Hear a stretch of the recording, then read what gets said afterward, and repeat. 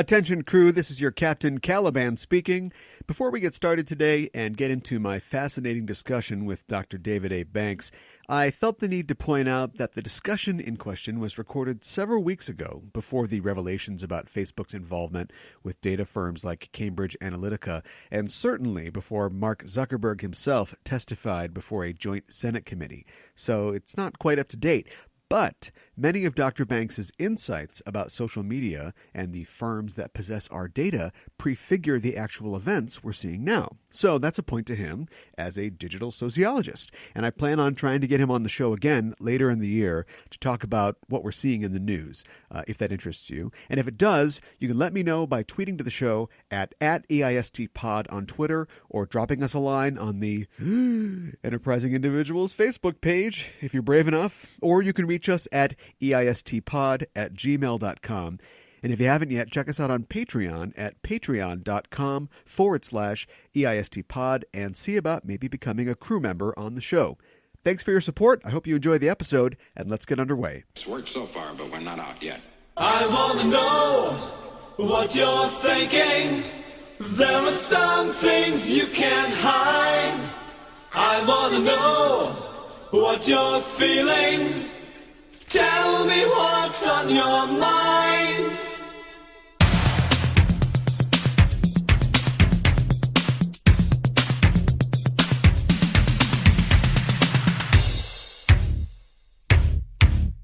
Pure energy. Pure energy. Hailing frequencies open, and welcome to Enterprising Individuals, the Star Trek discussion podcast that boldly goes into excruciating detail about the series, characters, and stories of the Star Trek universe. I'm your host, Aaron Coker, a.k.a. Caliban, and personally, I'm wondering about the state of parenting advice literature in the 24th century, because I feel like step one is keep your child away from the malfunctioning Borg drone. I'm joined on this episode by Dr. David A. Banks. David is a writer, researcher, and teacher who holds a PhD in science and technology studies. He's an editor-at-large for Real Life Online magazine and co-editor of Cyborgology for the Society Pages, an online open-access social science project. His work has been featured on Real Life and Cyborgology, as well as in The New Inquiry, The Baffler, and McSweeney's. He's also a co-chair of Theorizing the Web, an annual conference that examines the interrelationships between technology and society. David, welcome to the show. Thanks for having me. Thanks for being here. Permission to come aboard granted. Today we'll be talking about The Voyager Conspiracy, the 9th episode of the 6th season of Star Trek Voyager.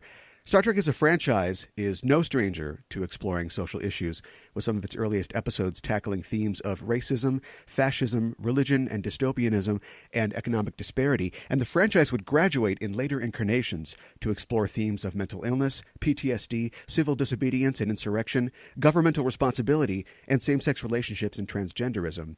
But as a work of popular fiction, Trek has the additional goal to entertain as well as provoke thought, and it's a testament to the talent of the writers and production staff of the various Trek series that it so often succeeds in doing both. But we will definitely talk about that a little later in the show. First, David, let's talk about your backstory. How did you become a Star Trek fan?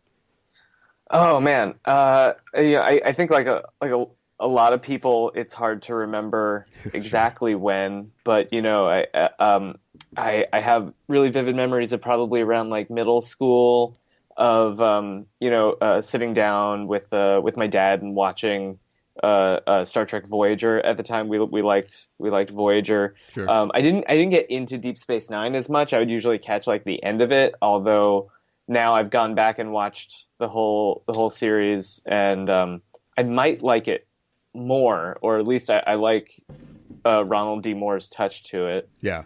And once he got out of the Roddenberry box, so I deeply remember that. I remember that very well. I remember going to see all the TNG movies as they were coming out in theaters, and I remember with my mom always watching the quote unquote whale movie, the Star Trek IV, The Voyage Home. Yeah. We had that on VHS, and that got well worn. It's just sort of like always been a part of my life. Like I bought the paperback books. I was stoked when you first emailed me to hear that Greg Cox had been on here. It was like that like I listened to his or read his books a bunch. I love the eugenics wars. So it's I just remember being surrounded by it, and as I started getting in my career as an academic, I found myself constantly going back to Star Trek as an allegory or as like something to think with, to think about social issues, Sure. because it's just so not only is it easy to do, but it's actually pretty rich, and so that's been my relationship with Star Trek for forever. Yeah. Sure. As someone who studies and lectures on the interaction between society and technology, have you been able to utilize examples from Trek in your work?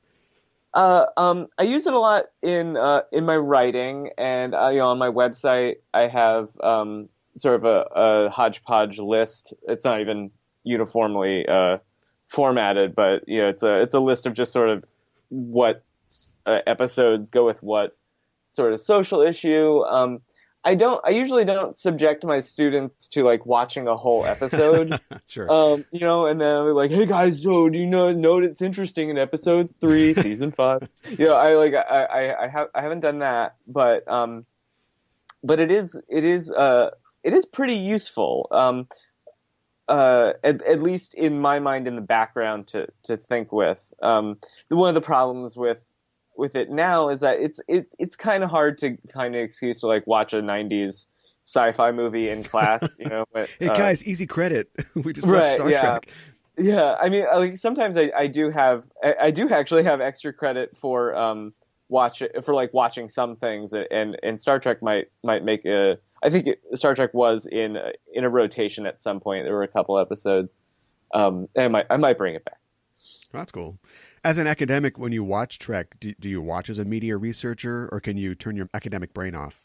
Oh man, I don't think I can. No, it's pretty much always on, and that of course makes for a great Monday morning screenwriter talking like, why didn't they go into this? Why didn't they go into that? Yeah, right. Because that's I always want to know more about like the society that made like people who have all the creature comforts in the world, like abandon those and go like get eaten by a sentient cloud of energy or something. Like what compels people to go do that? Sure. Is so weird to me.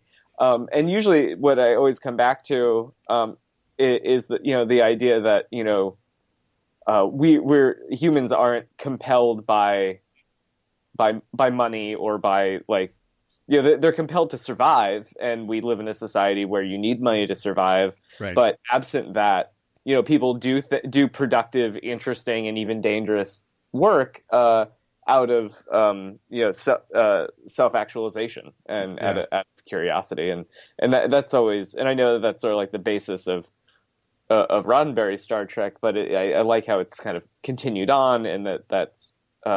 And then that something with that sort of message is in the public consciousness, like so in the forefront, something to cling on to. You mentioned the Roddenberry box before and just his methods, and I think that's clear as far as a study of a utopian society. It's very shallow. It's just like, as you said, once you have everything you want, why would you go out and get eaten by the cloud or a Mugato or whatever? And the series just kind of takes it for granted. Well, clearly we'd want to do good things, and it never really explores that. If it does, I mean, a Trek show where we just get into that and explore that might be interesting, but it kind of takes it for granted so that we can then go out and find the energy clouds or the what have yous. I still hold out hope that maybe one of these CBS All Access shows that we'll get. I don't know if they're still gonna like. I remember hearing a rumor early on that they would do a different crew every season or something. Yeah. And if that were ever the case, I would just like love a series either at the very, very edge, but still connected, so not quite Voyager, or but past the Voyager timeline. Yeah. Like, what do you do after the Dominion War? Right. I thought it was just like such an obviously rich, interesting setting for Star Trek to tell a Star Trek story, or on Earth, and basically do the politics of full communism, I think is fascinating. Like, what would that even look like? You know, Yeah, right. I think that could be really interesting. But obviously, I'm not most people. It might be a hard sell without the photon torpedoes and Vulcans. Maybe. Steering away from Star Trek for just a moment, I was reading an article of yours from the New Inquiry about NPR's podcasts, and you characterize them as mainly as liberal infotainment that depoliticizes important issues by converting them to cocktail party chatter. And I have to say that hits me right in the ear as far as the kind of issue-based programming I choose to listen to. The point there was that, you know, I'm not saying that I haven't listened to those or that I've even enjoyed quite a bit of them, or that even like my friends have been on them. You know, yeah. It's the point is that, you know, if you look at the through line, you know, what connects all of those things, both like the episodes of each kind of show and all of those shows that. And I use NPR as a genre, not necessarily as like, you know, NPR runs or owns those shows. Yeah. Which that was the first feedback I got. It was like, actually, it's on PRI. Like, you know, yeah, right. Yeah, you know, it's like the through line through all of those is that, you know, you kind of do the opposite of Star Trek, where you take a social issue and you turn it into something that only experts can understand, and usually those experts are neuroscientists or evolutionary biologists or something like that, and then say only those people can fully understand the problem, and the solution, if there even is one, is only available through further study. Right.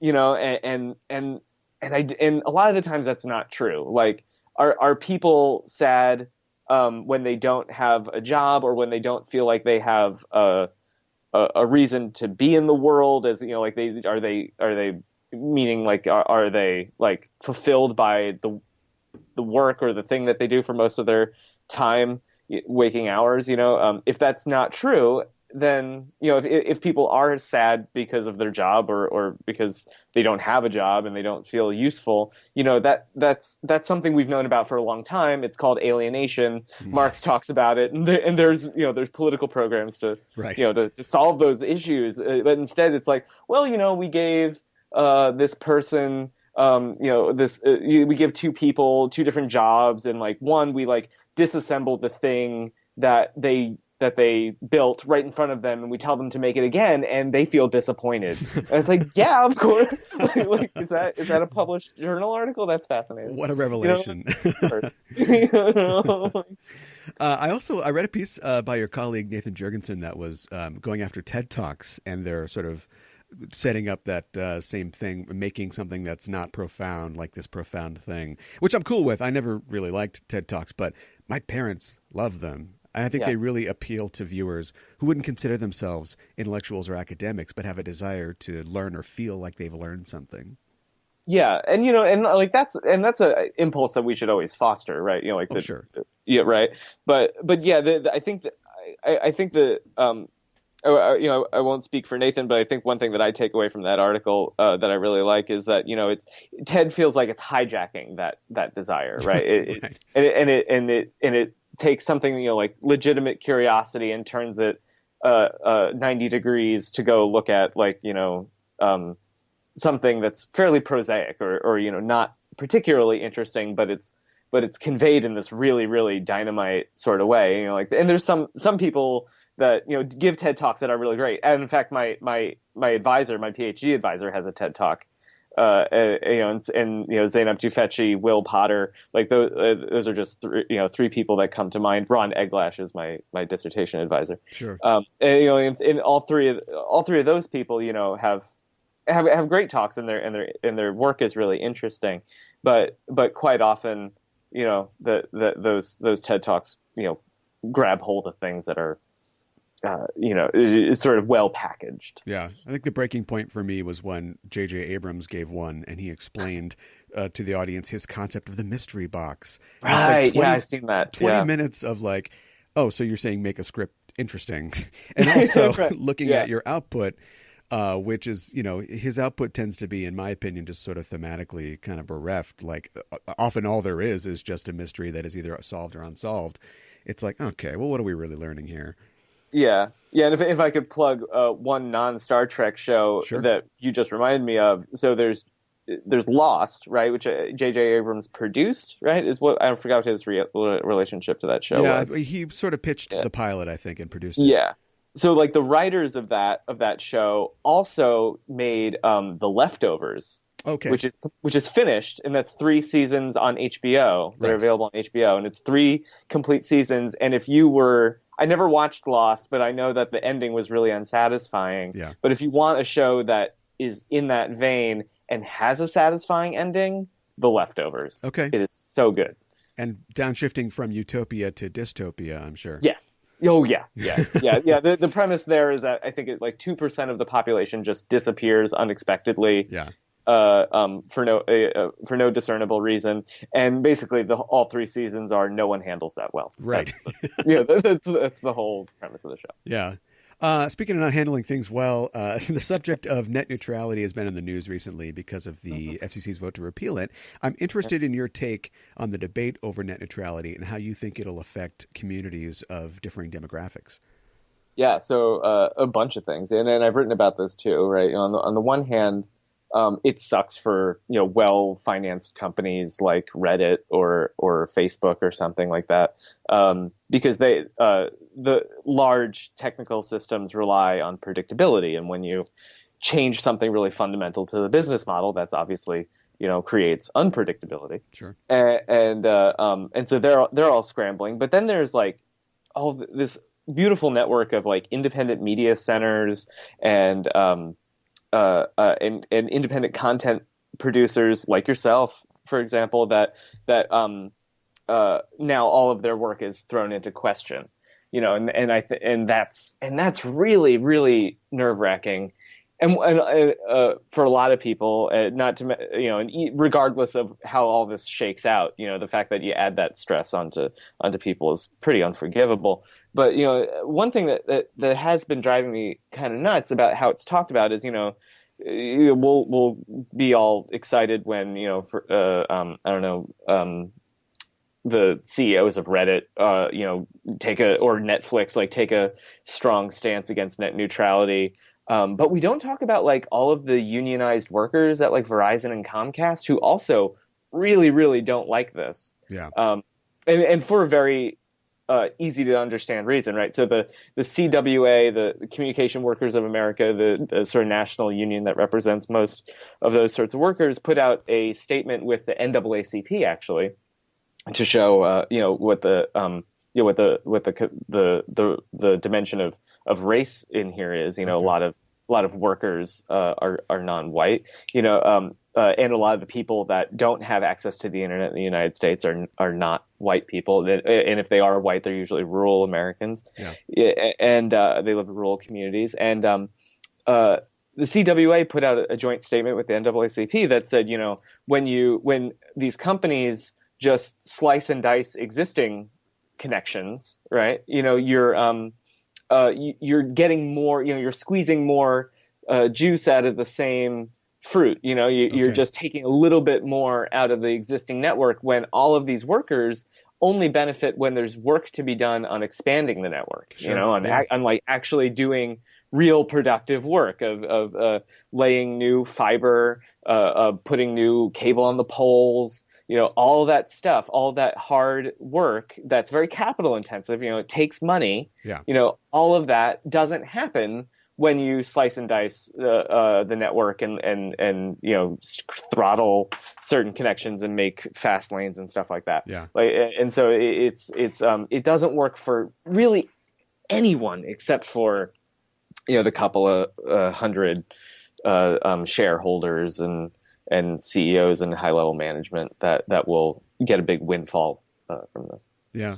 Well, I'm just worried because you said that my show's in trouble. I got to start working on my TED Talk, I guess.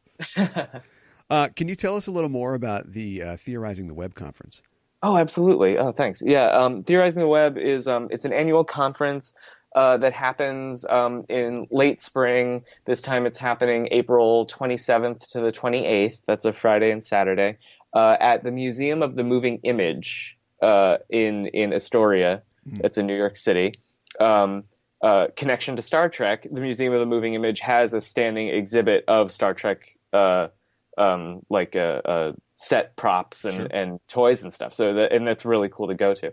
And the conference is meant as sort of a interdisciplinary, even non-disciplinary conference where you have a bunch of competitively submitted material. So people submit 500-word abstracts of what they want to talk about, and they get we select between a quarter and a third of those to be to give presentations of about 12 minutes, and the conversations revolve around, how is the web a social object? What about the internet teaches us more about society? Mm-hmm. So we're not really looking at particularly or explicitly technical things about the internet, but we're looking at what is the social dimension of all of those things, because we think that discussion of, and specifically of social theory, of what sociologists, philosophers, anthropologists,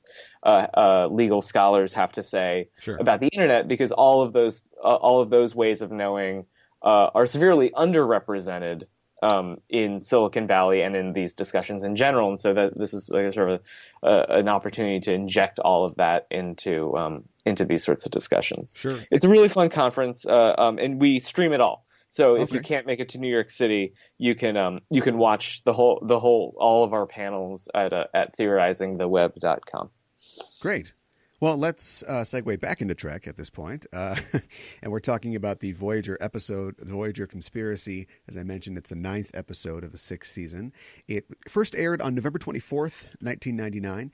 It was written by Joe Menosky, who is a big name, of course, in the world of Voyager. He's also a writer on the new Star Trek Discovery and has worked on DS9 and Next Gen and is a producer on the show. And NPR Connection, Menosky actually was a science editor and reporter for All Things Considered and Morning Edition before his role as a screenwriter. And he's also had essays printed in The Economist and The Washington Post and so on and so forth. The episode was directed by Terry Wendell, who directed 10 episodes of Voyager in total and 1 episode of Enterprise, Breaking the Ice. The stardate given for this episode is 53329, and your assignment, if you can, is to give us a 25-word synopsis of the Voyager Conspiracy. Okay. 7 downloads all of the ship's data, and in so doing demonstrates the dangers of assuming all data is relevant and more information is always better. Is it 25 exactly? I think. I love it. It happens so rarely, but not required in any case. Yeah, she kind of becomes a one-woman memory alpha, and that becomes a problem for her. Yeah, because because humans are pattern seeking. Exactly. Right? So she finds lots and lots of patterns, only some of which are helpful. Right. Yeah. Here's some facts about the episode. This is the only episode of Voyager that uses the name of the ship and the word Voyager in its title. Albie Selznick is the actor that appears as the alien inventor Tosh in this episode. He also appeared in the Next Generation episode Cost of Living as the juggler in Laxwana Troy's horrible holodeck program. He also appears in the Voyager episode Macrocosm, and he was the movement choreographer for the Ventu race that's seen in the 7th season episode Natural Law. This is an interesting episode, and it's a fun one. If it's a little slight, I guess I would say, just out of the gate. Mm-hmm. It's essentially a bottle episode, but that they get to spruce it up by showing film from previous episodes. And as such, I think it's a fun look back at all the crazy things that have happened to Voyager so far. Yeah, I was rewatching it in preparation for this, and I realized that, I wonder if there was some conversation in the writers' room where it's Deep Space Nine is over now, and we've picked up some of those viewers, and Netflix doesn't exist yet, although they probably didn't say that at the time. Right. So it's do we need to get people on board with the origin story of this show, because this is one of the only ones that really does kind of require an origin story, why are these people out here? Right. And that does it in a kind of a compelling way. Yeah. And if it is, and I'm not sure that they specifically intended it to be a bottle episode, although it does kind of serve that purpose. And as listeners probably know, a bottle episode of a show is one that uses existing sets and limited guest stars and technical elements to save money. And I'm not certain. I know that the previous episode was One Small Step, which had a lot of new sets. That was the one where they deal with like the Mars mission in the past. And the next episode after this is Pathfinder, which is almost all on Earth with Troy and Barclay. So it may have been a money pinch situation as well. But they found a fun way to dress up the leftovers, I think. Speaking not those leftovers. I'm talking about food leftovers. Voyager's in a weird position because of the thrust of the show, like you mentioned. Like, you have to kind of know where it starts, and they're in the Delta Quadrant. They have to make their way back, and they need to learn to trust each other. And so, by definition, there's a requirement of serialization in the storytelling. But the producers, reportedly Rick Berman in particular, were obsessed with keeping each episode as standalone as possible because they have their eye on syndication. Voyager, I think, no, I mean, both Deep Space Nine and Voyager, I think, are pretty held back, I think, by that desire. I mean, I think actually Deep Space Nine did a better job of jumping out of it. Yeah. And I don't know what the reason for that is, but like the last 6 episodes of Deep Space Nine, they were just like, whatever, let's just like do a show across all 6 episodes, and I think that that works fairly well. I think whereas with Voyager, they do like. Those like they had, I think they may be made up for it with like a lot of 2-parters, right? I don't have the stats, but it seems like Voyager has more 2-part episodes than most others. It probably does. I was talking to another guest about one of those DS9 episodes, the late 7th season ones, and I think that we came to the conclusion that this is when Voyager was kind of starting to ramp up, and so Berman, as an executive producer of Voyager, was over there. He was like busy working on Voyager, and so everybody that was left, like Ira Stephen Bear and Ron Moore, got to just sort of run wild with the serialization. Yeah, that makes sense. Dad's not watching. Yeah, Dad's out of town. Yeah. Voyager tends to be a mixed bag thematically, I think. I mean, in its run, the show's without question, it's proudly feminist. It also touches on complex themes like the nature of identity, artificial intelligence, reproductive rights, the perils of interfering in other cultures. But I don't think anybody would hold Voyager up as being a real laboratory for social issues. It tends to be seen as the one with the bioneural gel packs and the chick in the bodysuit. Yeah. I'm of two minds of this because, like, on the one hand, the thing that I always, when people are like, Voyager's really your favorite? Like, why? And my go-to is one, I'm a child of the 90s, and that's just like what I latched onto. So like, there's a bias, there's just an inherent bias there. You can't get rid of it. The other one is that I love the idea that a Voyager that you how do you, and to what extent do you maintain the morals of your society absent all of the structures that continually impose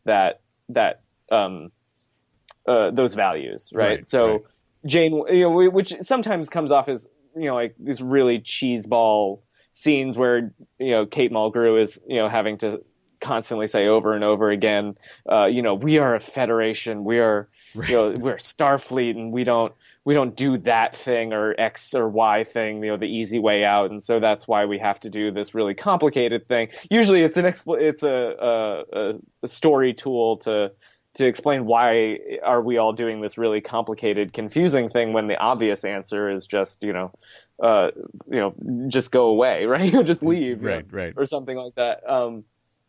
But then on the other hand, Jerry Ryan, 7 of 9, is on the one hand sort of like obviously meant to be sex appeal, but she's also like this amazing character to talk about neuroatypicality, right?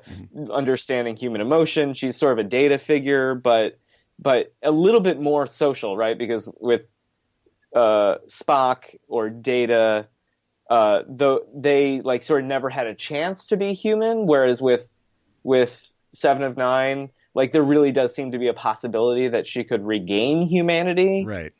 And that I feel like the outline of the character seems a little bit more dynamic in that way. Like she's allowed to sometimes have emotions, or we're allowed to look through what happens when someone who usually doesn't have emotions or is in some way or psychologically distant from their own emotions, like experiences them and works through them. I think that's always really fascinating. Yeah, and also the idea that she, thanks to what the Borg, did to her, if she becomes fully human again, does she lose her advantages? If the bionic woman can regrow regular legs, can she jump really high and run really fast still? And so what is she trying? She's trying to regain her humanity, but also enjoy the advantages that she's got in the way that her life is now. I think it's kind of a, have your cake and eat it too, or maybe complain about your cake and eat it while you're complaining about it. That people seem to complain about Seven, and of course the sort of appeal of the character, which is evident, but also nobody seems to ever say it was a bad idea and let's get rid of her. Like, the ratings went up, and I think that she was the focal point of a lot of the really good storytelling in the sort of middle part of Voyager.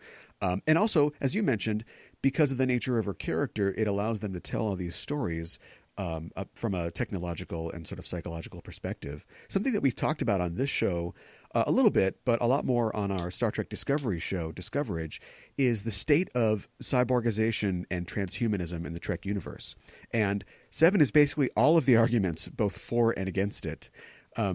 Earlier shows, they never really even try to suggest that the future would be about or contain bionics or man-machine interfaces. I mean, Geordi and Picard are cyborgs technically, and Nog has a prosthesis, but nobody's jacking into the cyber matrix or crushing anything with their bionic hands, on this show. Right.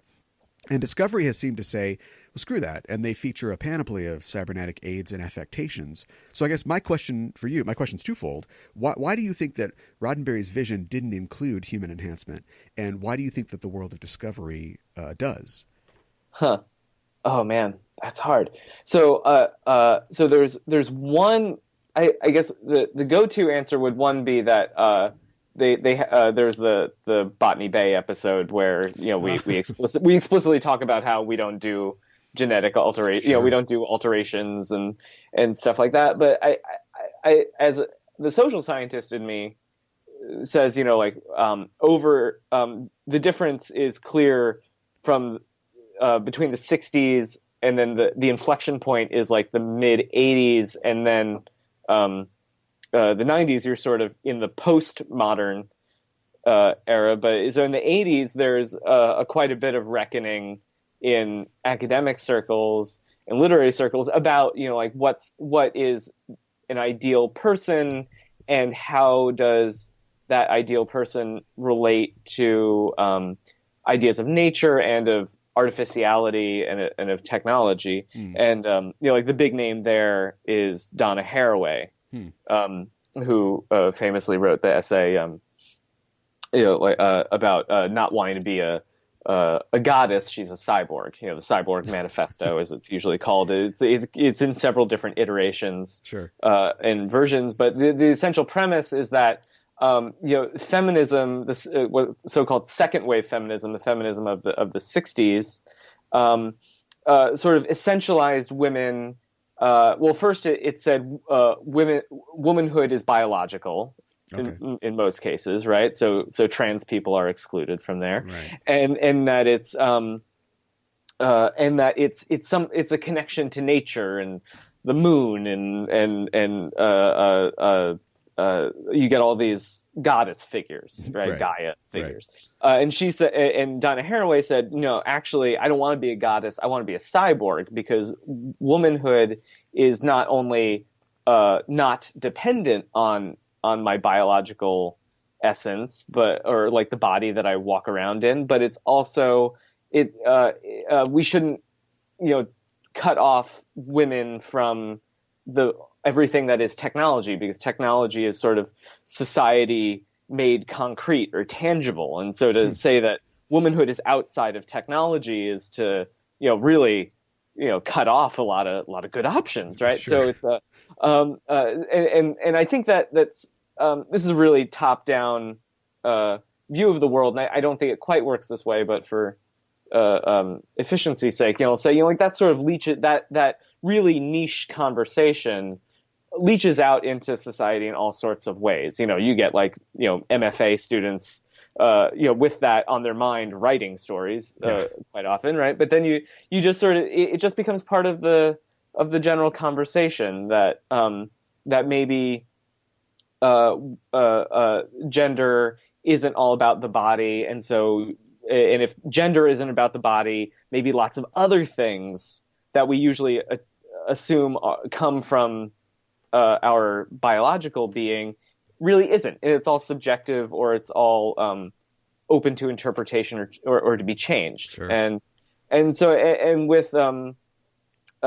with discovery, I think it might also just be, one, it's cheaper to put on a prosthesis for someone for no real good reason. Sure. Right. So it was one, there's sort of that, but also I think it's about body acceptance, and like showing lots of different people and lots of different abilities to move around. And, you see, you're also in the middle of a war. Yeah. And I think it's actually a lot more realistic to show a lot of people patched up or otherwise, damaged, physically damaged because of something that they went through. So I think it's a mix of all of those things. Sure. What is visible in society, and what how we think about bodies, and then also sort of the economics of props. I think all of that. Yeah. All of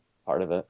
The longstanding ban on genetic research or enhancement in Trek is fascinating to me, because it's something that clearly has just been carried over from earlier sort of iterations of the universe of the story, and it's never been looked at again. And I think it really ought to be, because sure, you've got this society of equality, and that doesn't want to confer an unfair advantage on anybody who can't have access to a certain advantage. But you're telling me that they really don't. They must fix genetic defects like in the womb. They must have that capability. Like, how do they decide, no, this is the baseline sort of human genome, and if you go outside of this, bad news. And you can make changes or do experiments as long as you're trying to get back to this human genome that we've got, locked up somewhere in Greenwich at the Society of Weights and Measures or whatever. Like, you can only do this template, especially in a world where you've got human Vulcan hybrids and you've got all kinds of things going on. But they've just said, no, we're not, because this one guy back in the 90s and then later on with Captain Kirk kind of messed around a little bit. Like, we can't ever do this again. Yeah. I think it's definitely gotten a lot more. That story has gotten a lot more complicated as I think as society gets a little bit more both comfortable and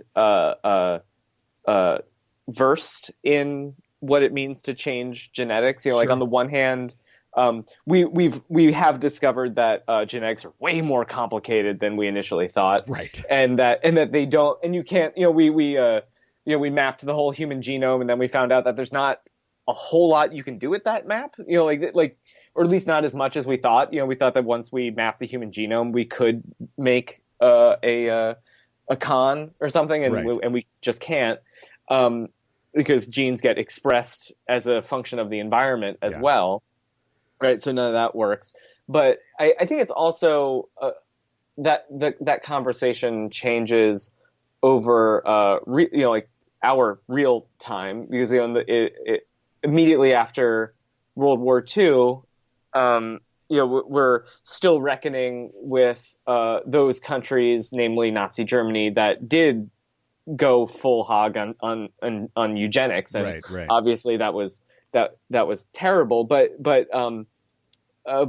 prior to the Nazis' project of the Holocaust, most countries were experimenting with eugenics. In the United States Supreme Court in the 30s actually ruled that I don't remember the exact term of it. I think it's called negative eugenics, where essentially you can keep people from reproducing. You can't alter Right. people who are reproducing, but you can halt certain people from reproducing. Yeah. That's how you get these like forced sterilization programs. Right. Right. That were, these really horrible things that happened, mostly to black people and to, that, you sterilize them so that, you keep that group of people out of the future, basically, Yeah. right? You're erasing them from the future. And a lot of countries were really experimenting with this very, very strongly. And even, the idea of the mugshot was at first with the recent invention of photography in the late 19th century is all a project of trying to figure out what is the trend in human biology that we can link to criminality. So like what do all these criminals have in common? Yeah, right. Physiologically that we can go find and then like clean out of the gene pool, right? So which is why a really early mugshots, if you look at them, it's a face, but then also their hands are sort of outstretched in front of them. Yeah, yeah. And they thought that there might be something like the shape of the hand was also part of part of your criminality, and you get like the weird phrenology where they're like poking, your shape of your head matches your personality or some weird stuff like that. Yeah. So, and now I think we're well past thinking that genetics is like the lock and key to human potentiality. So that I think it comes off as a little like an old school concern, right? Now we're just not quite as concerned with genetic engineering because we're bad at it. Like it doesn't seem like it's going to happen anytime soon. Yeah. So we're not frothing at the mouth about it. And for creators like Roddenberry and like Gene Kuhn, who literally fought in a war over issues like this, I could see them backing away from that as a topic to really write about. Or writing about it as explicitly a bad thing, right? The genetic engineering is a thing bad people do. Yeah. Liberal democracy is about embracing differences and finding unique niches for everyone, depending on their, on who they are. It's not about finding the best category of people and perfecting that. It's about finding how everyone works together, right? Like that's the Star Trek ethos, right? Right. So it works. I think it works pretty well. Yeah. Trek it gets some things right as far as the future goes, but for all of its impressions, it never really predicted the extent of the web. There's a funny scene in a DS9 episode where the crew goes back to like, I don't know, the mid 21st century or something, and they meet the guy that owns the internet or whatever, and Dax uses his computer, and it looks like 90s AOL keyword Star Trek. Even without cortical implants like Seven has, what do you imagine the average Federation citizen's connection with information systems is like in the 24th century? Oh man, that's something that I really wish they could explore more, because like even in the late timeline of Star Trek, each computer or each ship has its own like central computer. It's very IBM mainframe sort of information technology ideas, and in Discovery they've sort of gone like, okay, the computer is an Alexa, right, or Siri, right, and so you can like ask it things that are more heuristic and machine learning like ish, right, right. So like, I think it was like in the first episode of Discovery where Suru asks like, what are the best traits of a captain, and like compare that to me. Yeah. Like that's such a weird question for a computer. And one that I don't think anything comes close to that on any other Star Trek episode. Right? Hey Siri, like, how am I doing? Yeah. Yeah. I mean, like there are ones where like in the Voyager Conspiracy where Seven is like asking like, could a ship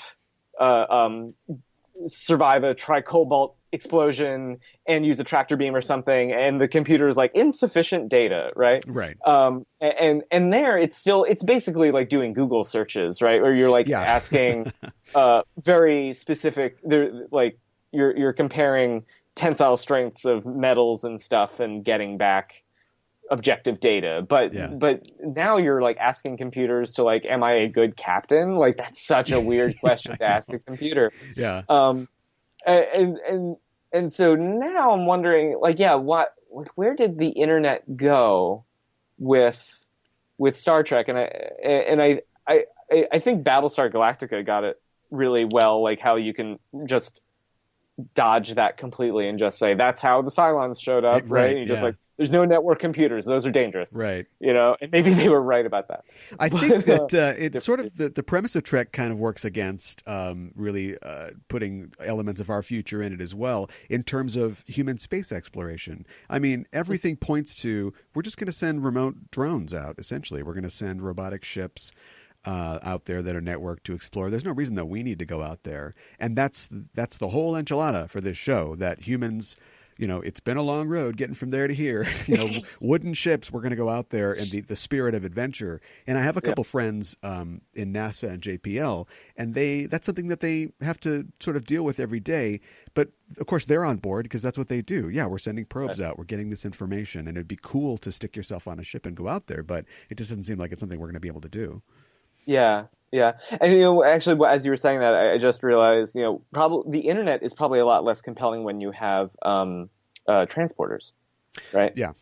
So, like, this is a common critique from internet studies folks where, it makes more sense to think of Facebook and Twitter and all those all those social media platforms as sort of like only existing because most Americans live in the suburbs when they're young. Yeah. Right. And your body is like, you can't physically go see your friends a lot of the time because you're in like a ranch house that's like not connected, like it's miles away to your friends and stuff. Like you're very geographically dispersed. Yeah.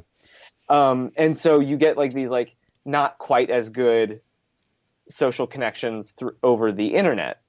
And of course that's not true for everyone, and that's very, it's and it doesn't explain why, most 4 billion or 3 billion people on the world like use the internet regularly and have a Facebook account and stuff. Right. But right, so it doesn't quite explain that, but I think there is something about the fact that you can't that like if you truly overcame geography through the transporter, then the value proposition of Facebook just doesn't seem to make as much sense, right? So you can go actually see that person, and if you're living under full communism, you have the time to do that, right? So, so a lot of those, or at least if you live in some sort of socialist utopia, you have the time to spend with the people that you want to spend time with. Yeah. Whereas a lot of social media and the internet is all about making a little bit of time for a little bit of conversation in between your second and third job or something. Right. It makes me think of the circuit in Logan's Run where they can just, beam themselves to other people's houses and then, get it on or I guess do whatever. Right. Yeah. Do you think that they have social media or a digital duality to their lives in the 24th century? Huh. I don't think so, and the only reason for that is because I've also studied the reaction to trains. Okay. In both in the UK and in America. Yeah. And what we said about the internet, what we're saying about the internet now, we said about trains almost exactly 100 years ago. Interesting. And so I think we'll be terrified about something else. Okay. Sure. Because usually what we do is we take the thing that we're concerned about, that's like a social or political issue, and we map it onto a new technology, we say that the technology is causing it, when usually the technology is created only because that social or political thing exists at all. Sure. Right. Yeah. So like, why are traditional family structures breaking down? Well, it's because your kids are always, finding other people to talk to on the internet. And like, well, no, there's lots of other things leading up to that. The fact that, two parents need to have full-time jobs in order to support, the economics of a home. And so lots of people are, and schools are, testing kids to death. Right. So everyone's really busy. That's why, and then that might be why no one's talking to each other, right? I guess what I really want to know is if Zuckerberg the Sixth will be on the Federation Council. Probably. Actually, he probably got strung up when the bomb started flying in World War III because the war was started by Chinese Facebook ads. That's a good point. Yeah. Yes, I completely agree. There's a conspiracy theory for you. Mark Zuckerberg is probably, and his progeny is probably seems to have some sort of incompatibility with the Star Trek universe, or at least I don't like when you're strapping warp capable engines onto a nuclear warhead, like, oh, and you created what, Facebook Messenger? That's interesting. Right? Like the two just like it's not impressive anymore. Yeah. When you're building faster than light ships, no one cares about your app. Sure, right. So no one's going to be paying attention to him. First contact scene, right. Because of the malfunction of her cortical implant in this episode, Seven experiences a significant behavioral change. And something that struck me is the way that Seven's condition mirrors psychosis, certainly the kind of paranoid delusions you'd see in somebody who's suffering from schizophrenia or paraphrenia. And as it accelerates, it becomes specifically persecutory because Seven comes to believe that the conspiracy is an effort to harm her. And I don't know whether it's intended or not. I think that it really lines up well with that type of mental illness. How do you think that – actually, I'll tell you what I think first. I think that Trek uses mental illness as story elements often, but it doesn't tend to explore a mental illness very well, in my opinion. It explores mental illness in like the blunt, clunky tools of primetime television. Yeah, right. As plot points, or this villain is obsessed with revenge, or they're a mad scientist. And Braga, as a writer, Brandon Braga, writer for Voyager, seems to like this kind of story device of a character thinking they're going crazy. He wrote the TNG episode "Frame of Mind," where Riker was in the institution. Yeah. And there's other plots in Trek involving mental health, like Whom Gods Destroy, The Wrath of Khan sort of deals with obsession, but it's generally just a plot device. Although Seven herself is often used in Voyager to explore things like this. She goes through several episodes, literally, of sort of mental illness in things like Infinite Regress. That episode is the one where she's recovering these personalities of other assimilated people from the collective. And she goes through hallucinations and things like that. So I just kind of wondering, like, we talked about all the things that Trek hasn't covered, social media and genetic engineering. And so I'm wondering, like, what you think the writer's intent was as far as exploring mental health issues in the future. Yeah. So one thing, here's a conspiracy of conspiracies. Bring it on. So the Voyager Conspiracy, Season 6, Episode 9, Season 6, Episode 9 of Deep Space Nine is statistical probabilities. Ooh. Where all of the genetically enhanced people get brought to Bashir to try to solve the or do like basically stats work, be the Rand Corporation for the Federation to figure out the Dominion War. Right. And they come back with surrender. Like that saves the most amount of lives is just surrender to the Dominion. And of course no one can handle that. And that's really just like a matter of scale, right? Like or at least it's presented as, just thinking about things at different scales, and pride actually ends up being more important than saving lives, or at least that's an interpretation that you can make of it, right? Right. But with the Voyager Conspiracy, I think you're right that it does sort of in some clunky way deal with like some of the things that people with schizophrenia are maybe sometimes stereotypically assumed to have, right? These super paranoid delusions about everyone out to get you, because that is how that episode ends. Yeah. Also, that episode ends with Janeway and Seven beaming off the Delta Flyer, and it's like, well, doesn't someone have to drive the Delta Flyer back to the ship?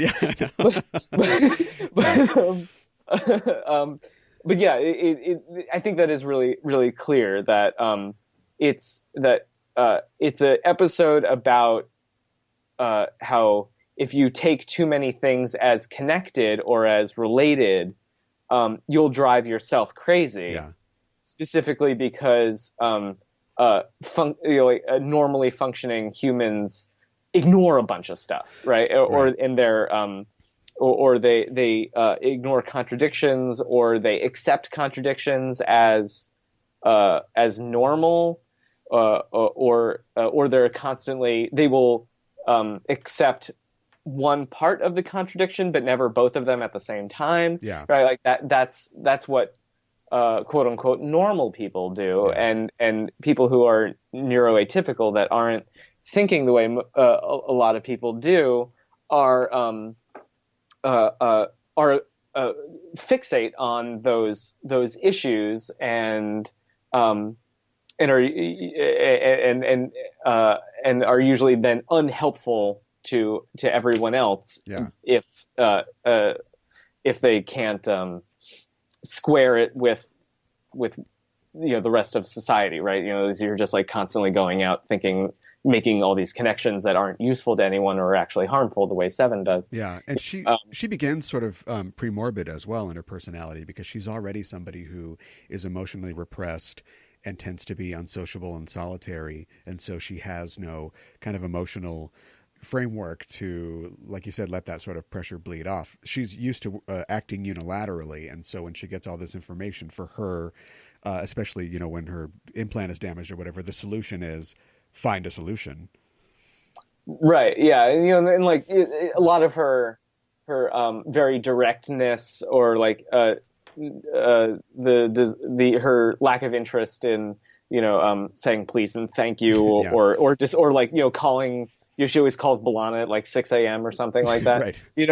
Like those can all be read as or relate similar to like maybe someone with Asperger's or something, right? Like someone who doesn't read other people's personalities or emotions very well, or they don't take social cues very well, right? And that is quite often, I'm not a psychologist, but like a lot of those overlap with some of these schizophrenic conditions where you ignore other people's emotions or concerns or something like that. So like when in the beginning of the episode where she does make that useful connection of all those different things that end up, it was like photonic fleas, I think, Yes, right. or sapping the energy conduits of energy or something like that, and the sensors go nuts, right? Like that's useful, and sometimes and a lot of times society does try to take advantage of mental illness to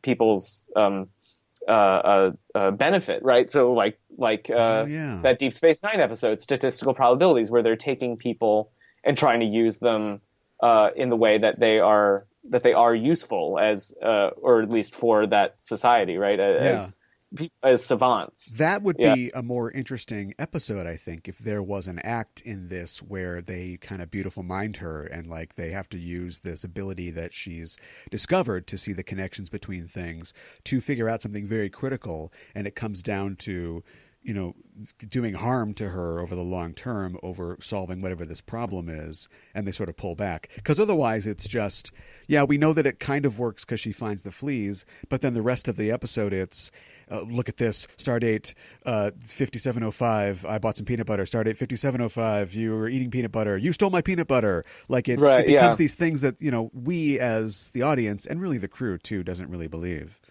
Yeah, it would focus on some sort of like, what are the moral conditions under which you can make someone experience that for an extended period of time? And like, how does that relate to the benefits that other people accrue for her suffering like that, right? Like, I'm thinking of, I guess like you said, Beautiful Mind, right? Like that's, would let John Nash live like that for a long time to to run all these sorts of experiments. But I think it would also be sort of like another Voyager and a two-parter, like Equinox, right, where they find another ship, and they've been sacrificing these little The energy alien things. Energy alien things, yeah. Like they're doing they've made a dubious moral calculus and decided to do the thing that the audience is set up to not appreciate. Yeah. It's also on Discovery, Stamets and his sort of connection to the spore drive. Exactly. Yeah. And notice in all of those, there's a writing decision to make those aliens very unhuman, right? Yeah. So it feels more like animal abuse than like genocide or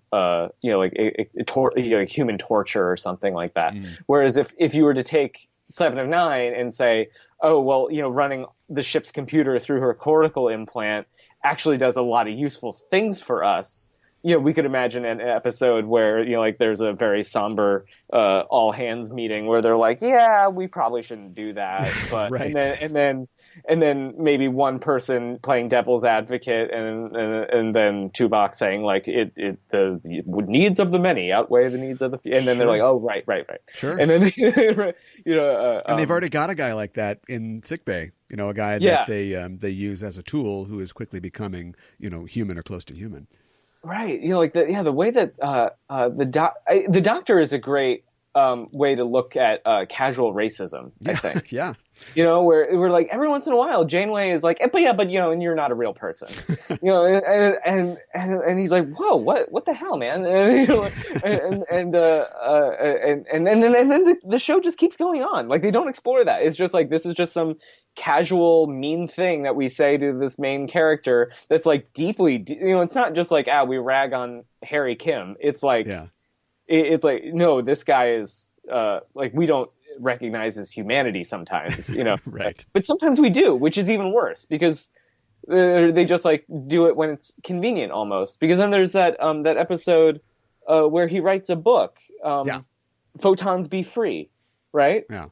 And then that book ends up with all of the EMHs that were decommissioned as EMHs and are like doing mining work, right? And the episode ends with them sharing Photons Be Free.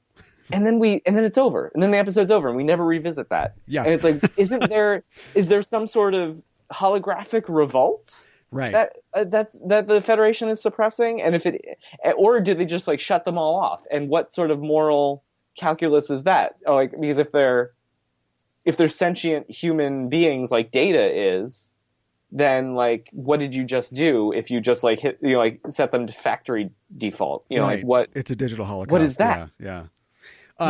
Voyager got real good, and I would like to say it's a construct of like the fact that they are heading in one direction no matter what. But Voyager got real good at leaving things like that behind, but then never really like acknowledging it. Yeah, they did. Sadly, just on the topic again of mental health in Trek, there is a counselor on the bridge of the Enterprise D, so clearly they wanted to at least try to address the mental health of the crew or in storylines. And you get a character like Barclay on TNG, who they were clearly comfortable using as a vehicle for depicting mental illness on the show, but they never really go anywhere great with it.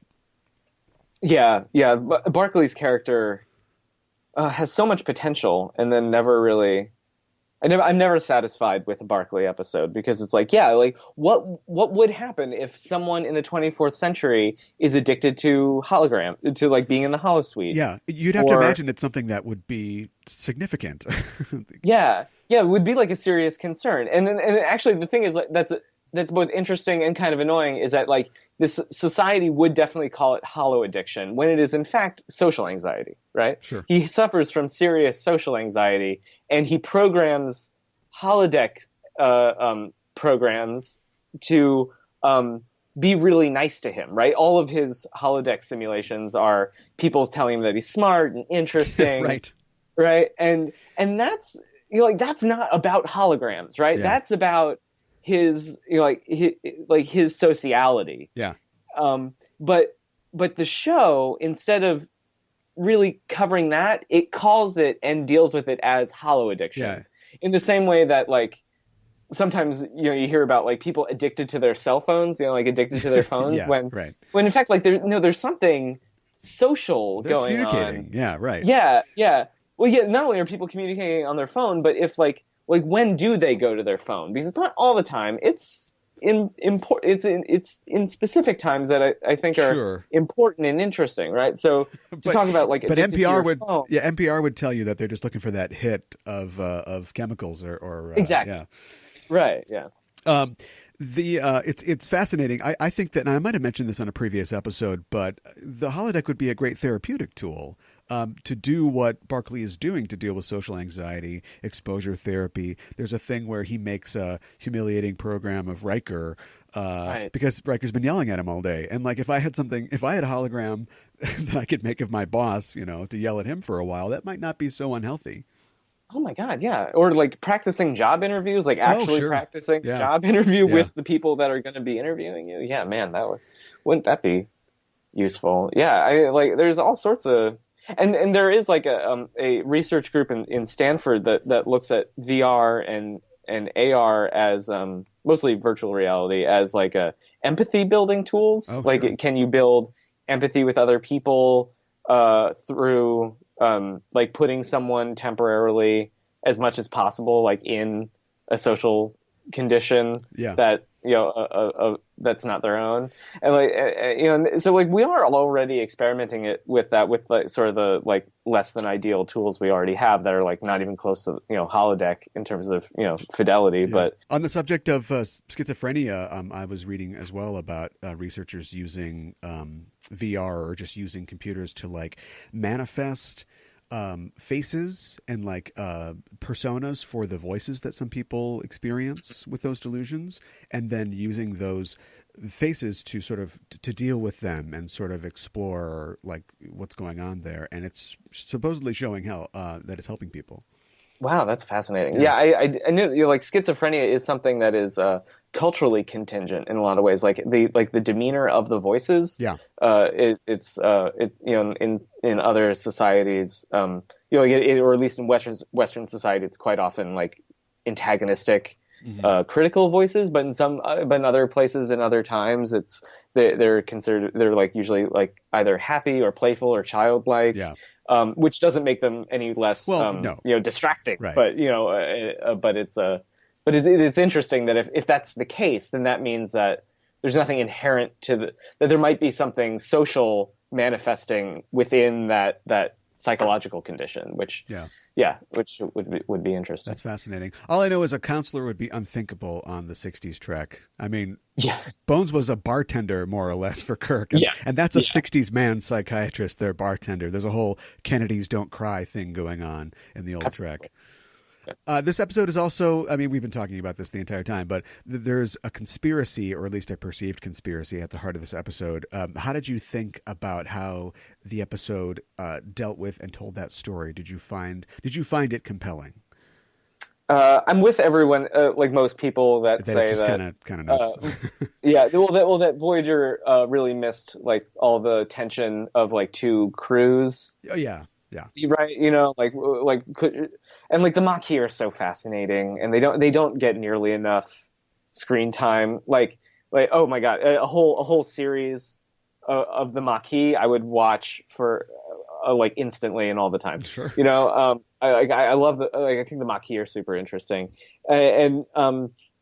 Trying to do a plot about distrust this late in the show, I think, was kind of a mistake. Like, I think this really could have worked in an earlier season where there's still that distrust, and it's like, wait a minute, you've been doing this the entire time, you bastard.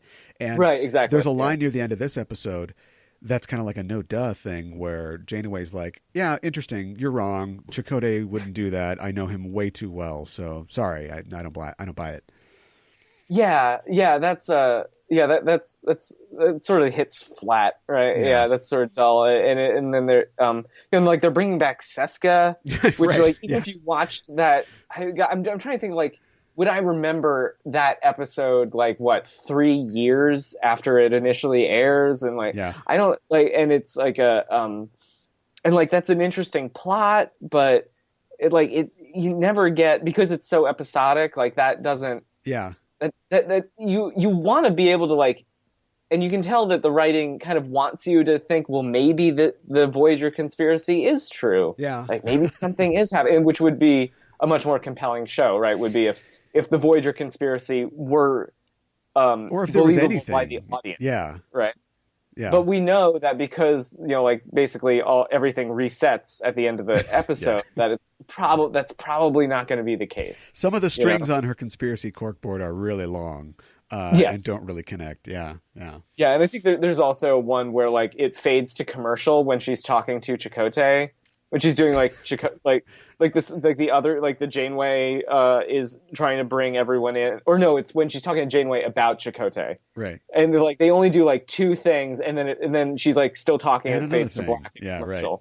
Yeah, it's like, oh, okay, we didn't like, you ran out of options there. Yeah. I still like a good conspiracy story though, and I think Seven of All People, with her analytical nature and her trust issues, is the perfect sort of locus for this. Have you ever seen the Coppola film The Conversation? I haven't. It's a really great film. It's about a surveillance expert played by Gene Hackman who gets caught up in this, what he thinks of as a conspiracy, because of something that he heard on one of his tapes. Like, he's hired to tape people and spy on people. And eventually he starts to tear his own life apart, literally, because he's convinced that he's caught up in something. And there's also a moral element that he sort of is persecuting himself morally for the people that he spied on. So it sort of this is like the Subspace conversation, like distantly, but it sort of reminded me of that kind of thing. Yeah. Yeah, rewatching the Voyager Conspiracy. Also, I'm sorry, I'm going to say it reminded me of the Russia investigation. Oh, okay.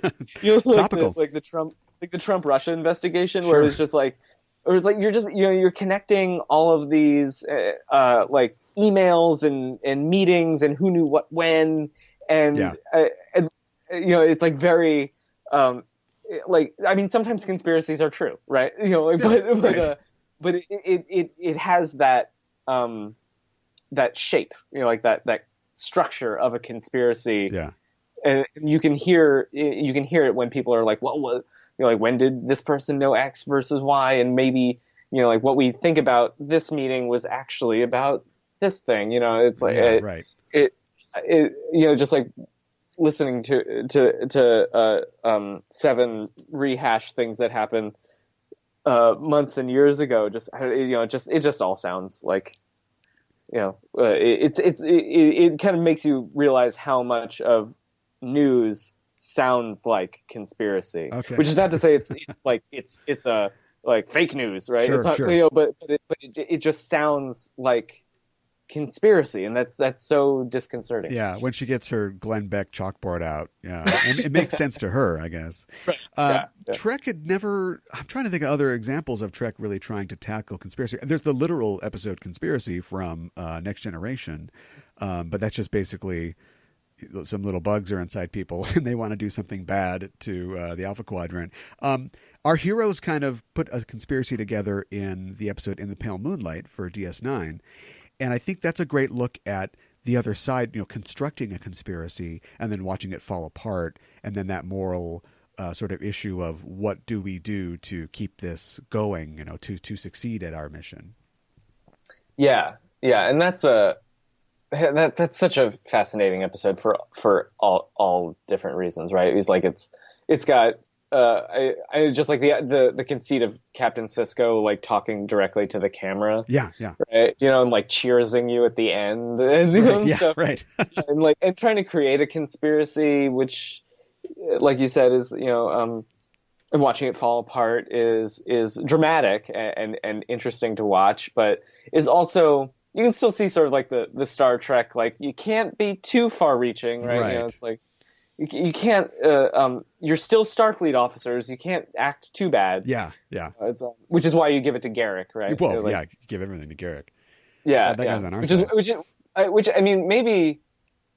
I think Voyager. If there was like a Garrick character on Voyager that was like one of the Maquis people, maybe we could have like kept the Maquis Starfleet tension going a little bit longer if you just had someone that was like outside of that sort of morality tale, but then I guess they wouldn't, Janeway would have kicked him off. Yeah, Roddenberry Box too. Yeah, also Roddenberry Box. I should mention for listeners who haven't heard, we do have an episode where we talk about In the Pale Moonlight. I talked about that episode with David Mack, and that is available back in the archives, so check that out. Is there a moment or character or a scene in this show that really stood out for you? I mean, obviously, Jerry Ryan's acting is just beyond anything. I don't know why she's not in more stuff. I don't know either. That makes you feel like, she probably turns down a lot of bimbo roles, I'm guessing, or at least hopefully not now, but definitely like in the late 90s when she was looking out for other stuff.